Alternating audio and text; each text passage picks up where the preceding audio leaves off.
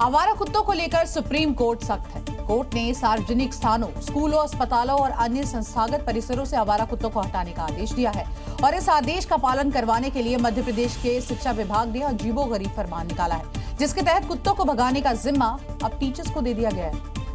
तो देखिए, आदेश के मुताबिक हर स्कूल में नोडल के रूप में एक शिक्षक की तैनाती होगी। 8 हफ्ते के अंदर स्कूल के आसपास बाउंड्री वॉल जो है वो बनवाना होगा और साथ ही स्कूल और अस्पताल में एंट्री रिबेज इसके साथ साथ अलग अलग समन्वय जो है यहाँ बनाना होगा। इसके अलावा कुत्ते के काटने की स्थिति में तुरंत उपचार भी दिलाना होगा। स्कूल परिसर में सफाई व्यवस्था का जिम्मा भी नोडल अधिकारी का होगा। तो वहीं स्कूल में कुत्ते किसी तरह भी प्रवेश न कर सके, इसका ख्याल रखना भी इन्हीं को होगा। बात करते हैं दिल्ली की। देखिए, दिल्ली की दिन प्रतिदिन जहरीली हवा होती जा रही है और सबसे ज्यादा इसकी गिरफ्त में आ रही है गर्भवती महिलाएं और नवजात बच्चे। जब भी वो सांस ले रहे हैं, उनके अंदर जा रहा है सिर्फ और सिर्फ जहर। दिल्ली कई महीनों से प्रदूषण की जहरीली चादर में लिपट गया है। धुंध, घुटन, राजधानी पूरी तरह से गैस चेंबर में बन चुकी है। AQI ने खतरे की हर सीमा पार कर दी है। 400 के पार हो चुका है और अब हवा जहर उगल रही है। लेकिन इस जहरीली हवा का सबसे बड़ा वार गर्भवती महिलाओं पर है। ये धुआं प्लेसेंटा पार करके बच्चे के दिमाग तक पहुंच जाता है। यानी मां जितना सांस लेती है, बच्चा उतना ही जहर पीता है, सिगरेट से भी ज्यादा खतरनाक। वायु प्रदूषण गर्भवती महिला पर ऐसा हमला करता है, समय से पहले डिलीवरी रिस्क बढ़ जाता है, मिसकैरेज का खतरा बढ़ता है, बच्चे में ऑटिज्म का रिस्क 2 से 3 गुना बढ़ता है, अस्थमा और दिमागी विकास में भी दिक्कत।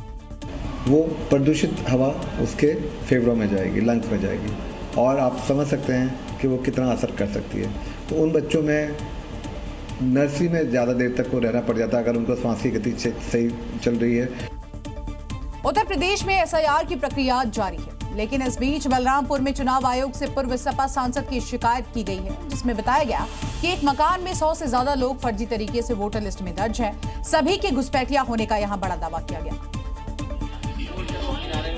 SIR क्यों जरूरी है, क्यों सरकार इसे लेकर गंभीर है, इसका एक सबूत ये देखिए। ये ज़बीउल्लाह है, जिन्होंने इस सबूत के साथ दिखाया कि कैसे पूर्व सपा सांसद और उसके गुर्गे बाहर से लोगों को बुलवाकर इलेक्शन के दौरान धांधली करते हैं। 100 से ज्यादा लोग डाले हैं फर्जी, और इनका जो है फर्जी आधार बना के वोटर लिस्ट, जब भी इलेक्शन होता है, इलेक्शन में ये लोग जो है धांधलेबाजी करते हैं। ये बाहर से जो है अपना घुसपैठियों को लाके और वोट डलवा देते हैं और फिर उसके बाद में भेज देते हैं।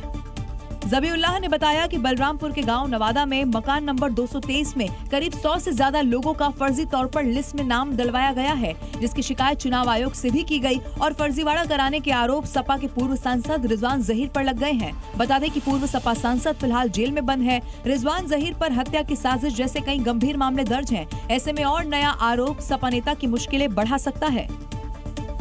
देखिए, यूपी के अयोध्या से एक अजीबोगरीब मामला सामने आया, जहां पर पत्नी की बेड के अंदर प्रेमी छिपा मिला। उसके बाद क्या था, बवाल मच गया। प्रेमी पकड़ा गया। दरअसल घर में चोर समझकर ये तलाशी की जा रही थी कि तभी जब घर वालों ने कमरों की तलाशी शुरू की तो पहले घर की बहू ने तलाशी से पूरी तरह से मना कर दिया, लेकिन जोर जबरदस्ती के बाद वो मान गई और जैसे ही कमरे का बेड खुला, हंगामा मच गया।